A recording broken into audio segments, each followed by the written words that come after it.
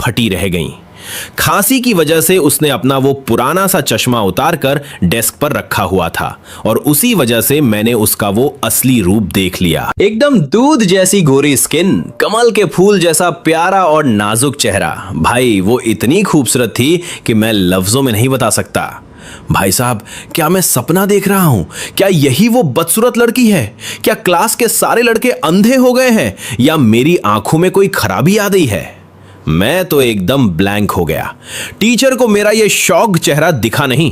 वो बोली, Shao Shao, जब शाओई दवा दे रहा है तो ले लो, और शाओई तुम अपनी सीट पर जाकर एग्जाम की तैयारी करो।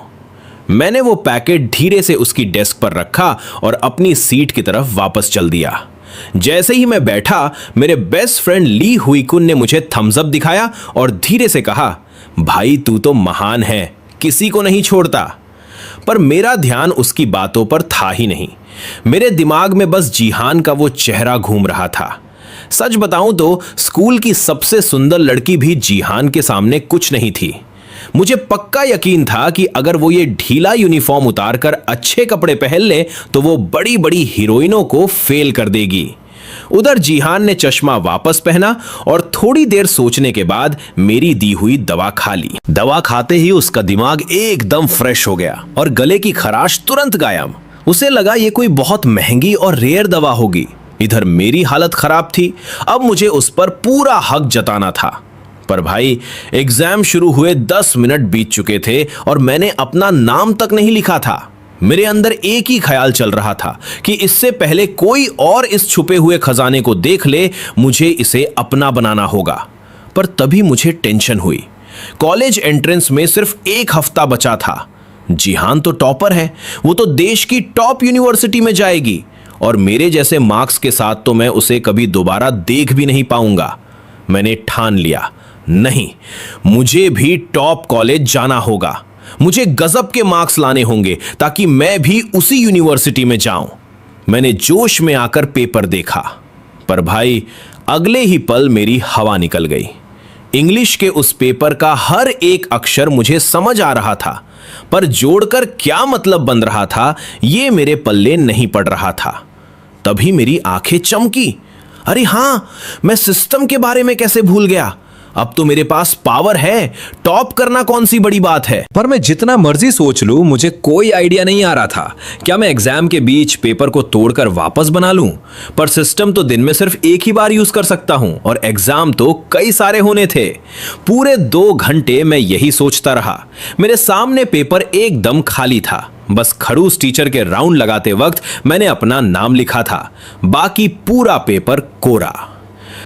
ट्रिंग ट्रिंग ट्रिंग, घंटी बजी और एग्जाम खत्म। मेरा खाली पेपर ले लिया गया। मैं माथा पकड़कर बैठा था कि तभी मुझे लगा कोई मेरे सामने आकर खड़ा हो गया है। मुझे लगा वही बेवकूफ दोस्त ली हुई कुन होगा। अरे यार ली हुई कुन, क्या तू अकेले सूसू भी नहीं जा सकता? हमेशा मुझे घसीटता।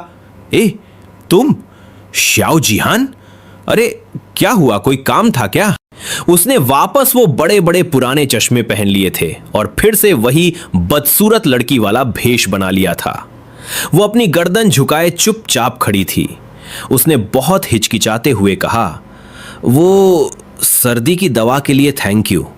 मैंने देखा तुमने पूरा पेपर खाली छोड़ा है तो ये लो, ये तुम्हारे काम आएगा। जैसे ही मैंने उसकी तरफ देखा, उसके बालों के पीछे छुपा उसका चेहरा एकदम टमाटर जैसा लाल हो गया। उसने हड़बड़ाकर एक मोटी सी नोटबुक मेरे डेस्क पर रखी और बिना मेरा जवाब सुने वहां से ऐसे भागी जैसे पीछे भूत पड़ा हो। पूरी क्लास ये सब देखकर सन्न थी। कुछ लड़के तो उसे देखकर मुंह बना रहे थे, पर भाई मुझे तो पता था ना कि उस चश्मे के पीछे क्या अप्सरा छुपी है। मैंने वो नोटबुक उठाई। वो उसकी इंग्लिश की नोटबुक थी। उसकी हैंडराइटिंग एकदम साफ सुथरी थी, पर सच बताऊं तो मुझे उन सिंबल्स के अलावा कुछ पल्ले नहीं पड़ रहा था।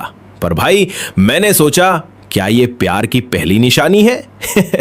खैर, दिन का एग्जाम खत्म हुआ और मेरा रिजल्ट, भाई लाइफ का सबसे घटिया। जैसे ही छुट्टी की घंटी बजी, सब अपना बैग पैक करने लगे। मैंने बड़ी सावधानी से उस नोटबुक को अपने बैग में रखा। मेरा दोस्त ली हुई कुन ये सब देखकर अपना सिर खुजलाने लगा। वो बोला, बॉस ये क्या सीन है? तू इस चश्मिश की नोटबुक को इतना संभाल के क्यों रख रहा है? मैंने उसे झाड़ते हुए कहा, अबे ओए, अब से तेरा भाई कड़ी मेहनत करेगा। जाकर ब्रांड गोल्ड पी, वरना मैं तो टॉप यूनिवर्सिटी निकल जाऊंगा और तू यही कबाड़ में रह जाएगा। अरे वेट, ब्रांड गोल्ड, मिल गया आइडिया। बोलते बोलते अचानक मेरे दिमाग की बत्ती चली। मैंने अपना बैग उठाया और बिना पीछे मुड़े सीधा स्कूल से बाहर भागा। पीछे से ली हुई कुन चिल्लाता रहा, पर मेरा ध्यान वहां था ही नहीं। मैं सीधा अपनी साइकिल उठाकर पास वाली फार्मेसी पर पहुंचा। मैंने दुकानदार से मेमोरी बूस्टर पिल्स का एक बॉक्स खरीदा और घर आ गया। अब बस रात के 12 बजने का इंतजार था, क्योंकि सिस्टम दिन में सिर्फ एक ही बार काम करता था। रात को जब 12 बजे मैं बिस्तर से उछलकर खड़ा हुआ। सिस्टम, इन 7 गोलियों को तोड़कर एक सुपर ब्रांड पिल बना दो। अचानक मेरे हाथ से वो